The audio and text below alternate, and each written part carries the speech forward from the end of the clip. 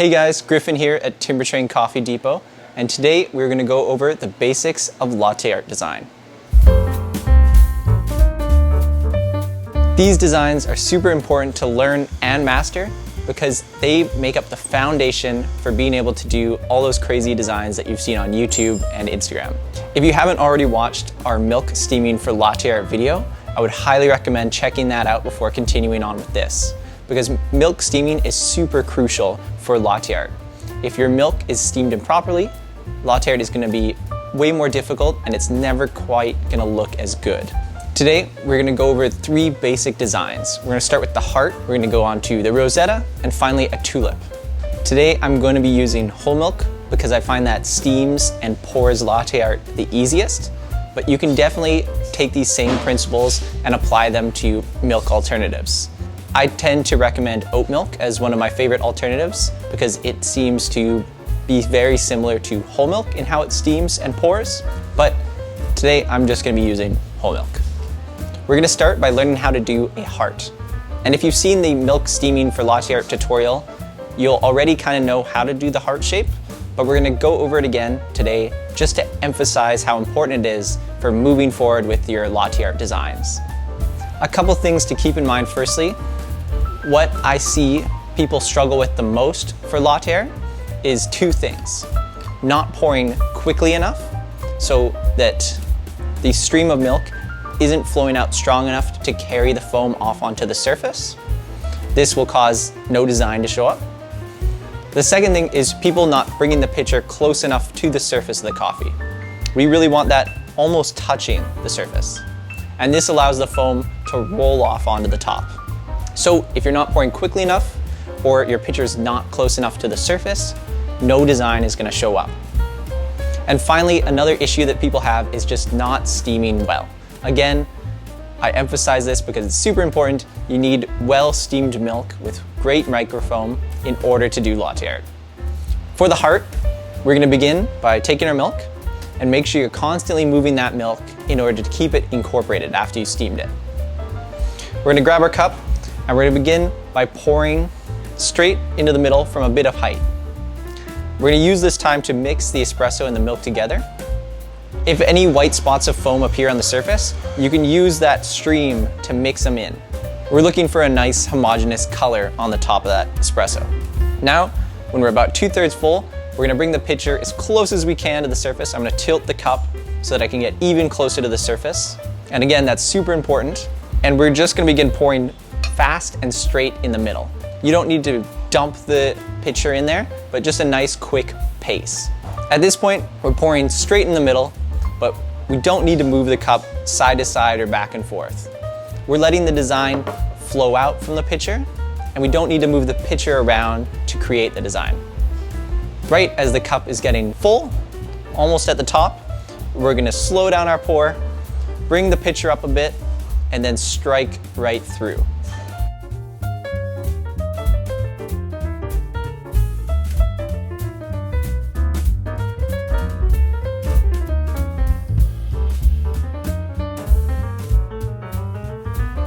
If you don't slow down enough or your pitcher is too close to the surface when you do the strike through, it could drag the design or it could create an unsightly white line through the design.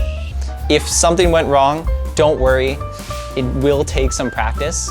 And again, keep in mind those key principles: pouring fast, pouring straight, and pouring as close as you can to the surface. And eventually you'll get it nailed down. Now that you've mastered the heart, we're going to move on to the Rosetta.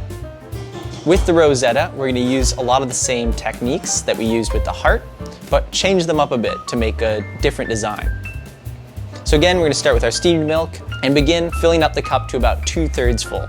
Once we're about there, we're going to bring pitcher back into the center, just like a heart, right in the same placement. And as we get there, when we start to see the design flowing out, we're going to gently start rocking our wrist back and forth. For this part, you want to make sure you don't have a rigid wrist where you're shaking the cup too violently. This won't make a nice flow to your design. We want to have a nice relaxed wrist that allows the pitcher to rock gently back and forth. So as that fills up the front of the cup, we're going to slowly start pulling back until the cup's about full. Then, just like the heart, we're gonna do a similar strike through.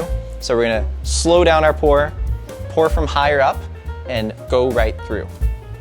You really don't have to go too quick on the strike through, but make sure that you're not pouring too quickly, otherwise you could drag the design with you.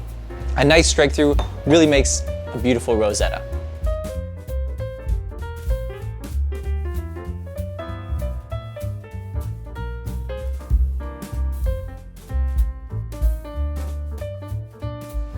The tulip design can look really intimidating, but it's actually fairly simple, and it's my favorite design to do. Tulips are really starting to get into the heart of latte art, combining different shapes to create something new. For a tulip, we're going to combine 3 hearts stacked on top of each other to create this flower design. Sounds a bit complicated, let's get into it. What we're going to do is take our steamed milk, and like the other designs, we're going to begin by filling our cup about 2/3 full. As we're filling it up, we're going to start it just like the other ones as well. We're going to start pouring straight in the middle, just like the heart. And after you've created a smaller heart, we're not going to do the strike through this time. Instead, we're going to do another one right behind it. So we're going to pour this one into a heart, but at the same time, pushing it into the first heart we made.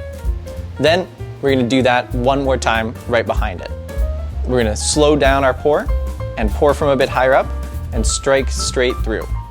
A good strike through on a tulip really helps balance it.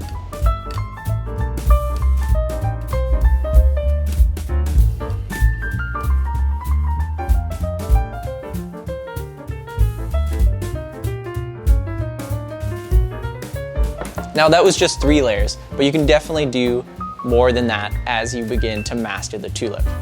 You can also start to add rosettas in there as well. You can do a rosetta base for the tulip and then do 2 more hearts on top of it.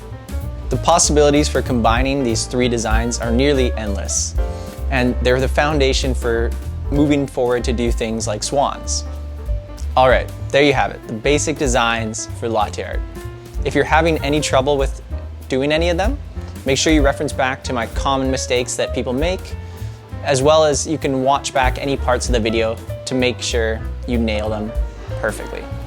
If you're worried about wasting espresso when practicing latte art, you can look on YouTube. There's a couple good tutorials of different methods you can use instead of espresso.